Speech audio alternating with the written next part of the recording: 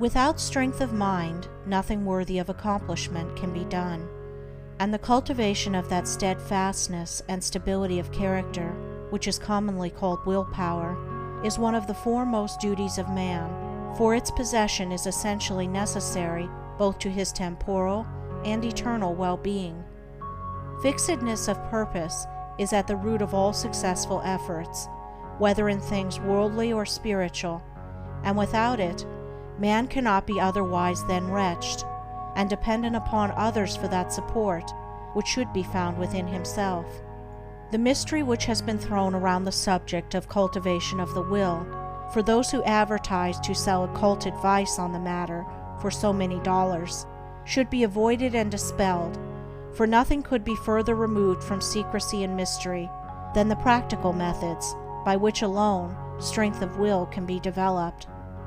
The true path of will cultivation is only to be found in the common everyday life of the individual, and so obvious and simple is it that the majority, looking for something complicated and mysterious, pass it by unnoticed.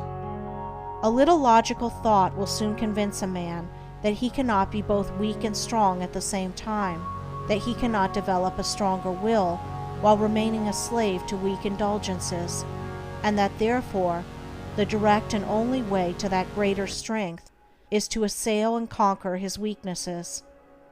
All the means for that cultivation of the will are already at hand in the mind and life of the individual. They reside in the weak side of his character, by attacking and vanquishing which the necessary strength of will be developed. He who has succeeded in grasping this simple, preliminary truth will perceive that the whole science of will cultivation is embodied in the following 7 rules. 1. Break off bad habits. 2. Form good habits. 3. Give scrupulous attention to the duty of the present moment. 4. Do vigorously and at once whatever has to be done. 5. Live by rule. 6. Control the tongue. 7. Control the mind. Anyone who earnestly meditates upon and diligently practices the above rules will not fail to develop that purity of purpose and power of will which will enable him to successfully cope with every difficulty and pass triumphantly through every emergency. It will be seen that the first step is the breaking away from bad habits. This is no easy task. It demands the putting forth of great efforts, or a succession of efforts, and it is by such efforts that the will can alone be invigorated and fortified. If one refuses to take the first step, he cannot increase in willpower, for by submitting to a bad habit, because of the immediate pleasure which it affords, one forfeits the right to rule over himself, and is so far a weak slave. He who thus avoids self-discipline, and looks about for some occult secrets for gaining willpower at the expenditure of little or no effort on his part, is deluding himself, and is weakening the willpower which he already possesses. The increased strength of will, which is gained by success in overcoming bad habits, enables one to initiate good habits. For while the conquering of a bad habit requires merely strength of purpose, the forming of a new one necessitates the intelligent direction of purpose. To do this, a man must be mentally active and energetic, and must keep a constant watch upon himself.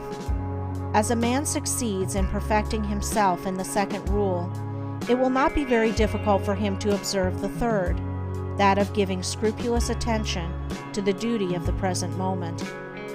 Thoroughness is a step in the development of the will which cannot be passed over. Slipshod work is an indication of weakness. Perfection should be aimed at, even in the smallest task, by not dividing the mind, but giving the whole attention to each separate task as it presents itself. Singleness of purpose and intense concentration of mind are gradually gained. 2 mental powers, which give weight and worth of character, and bring repose and joy to their possessor. The 4th rule, that of doing vigorously, and at once, whatever has to be done, is equally important. Idleness and a strong will cannot go together, and procrastination is a total barrier to the acquisition of purposeful action. Nothing should be put off until another time, not even for a few minutes. That which ought to be done now should be done now. This seems a little thing, but it is of far-reaching importance. It leads to strength, success, and peace.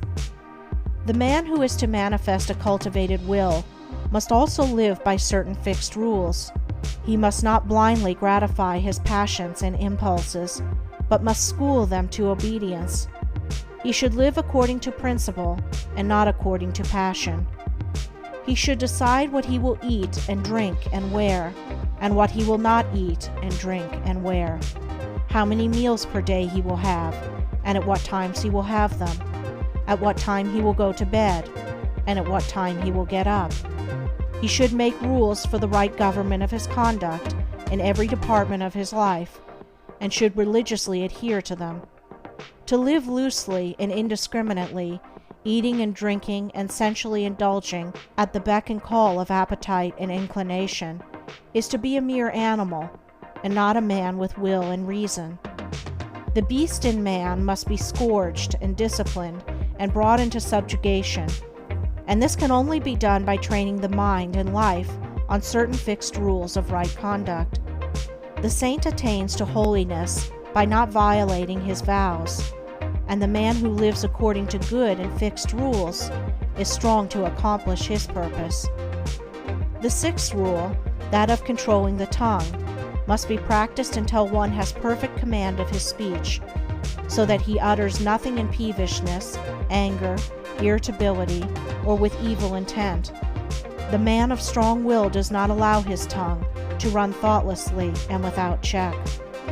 All these 6 rules, if faithfully practiced, will lead up to the 7th, which is the most important of them all, namely, rightly controlling the mind. Self-control is the most essential thing in life, yet least understood.